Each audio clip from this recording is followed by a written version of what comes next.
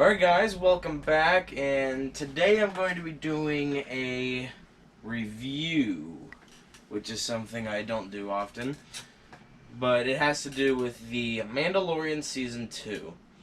So, I was planning on doing a reacting to every episode, having a reaction video for every episode, and we've already got 2 episodes. We've got Chapter 9, The Marshal, and Chapter 10, The Passenger. And then Chapter 11 will drop in 4 days on Friday. So, the reason I'm doing a review is because I actually filmed a reaction video for episode 1 and 2, but I kept trying to get them up, but every single time they got copyrighted. So, I'm not going to be able to react to them, so I'm just going to be doing reviews for them. So, this is a review for episode 1, and then I'll make another video for episode 2, so stay tuned for that. So to start off with season 2, episode 1, we've got, it's chapter 10, The Marshal. It follows Mando and Baby Yoda. Mando's trying to find more of his kind, the Mandalorians, to try and track down the Jedi to bring Baby Yoda to the Jedi. So he finds this guy, and there's this really cool fight scene where he just destroys these thugs with his what are they called? Hummingbirds, I think, or whistling birds, something like that. But yeah, he just destroys all of them, and then he gets the information out of the guy. The guy says he knows a Mandalorian on Tatooine. And so we head back to another desert planet, which gets it honestly gets kind of old that we keep going to a desert planet, but that gets fixed in episode 2. So, but we go to Tatooine. We meet up with the woman from season 1. I forget her name. And Mando asks her about Mos Pelgo, which is where the Mandalorian is located. So, and then she pulls up a map on the same R5 unit as seen in episode 4, because you can see there's a little like almost scarring where it was repaired when its motivator exploded. So that's a cool Easter egg, and it pulls up a map of Tatooine, and she shows Mando where Mos Espa, Mos Eisley, and Mos Pelgo, which doesn't appear on the map, but it's there. So Mando and Baby Yoda head to Mos Pelgo, and it's just this little town kind of in the middle of the desert. Heads into like this cantina setting and asks the bartender there about a Mandalorian, and says that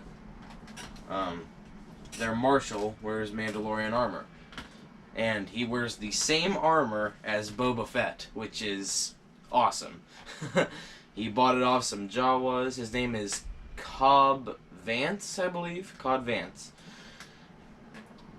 And yeah, he has Boba Fett's armor. He bought it off some Jawas, which is insanely cool. And he makes a deal with Mando that if he helps him kill this monster called a crate dragon, which we see a skeleton of in episode 4, New Hope, which is another cool Easter egg. We see a living crate dragon. And he says if he helps him kill the crate dragon, because it's been terrorizing the village or town or whatever, if he helps him kill it, he will give him the armor to take back to the Mandalorians. So then they set out to find this thing, and it's much bigger than Vance thought it was.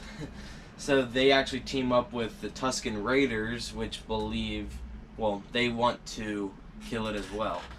So they team up with them, and then they find out they need even more firepower. So they team up with the townspeople. So this is the townspeople, Mando, the Marshal, and the Tusken people all team up to take down the crate dragon.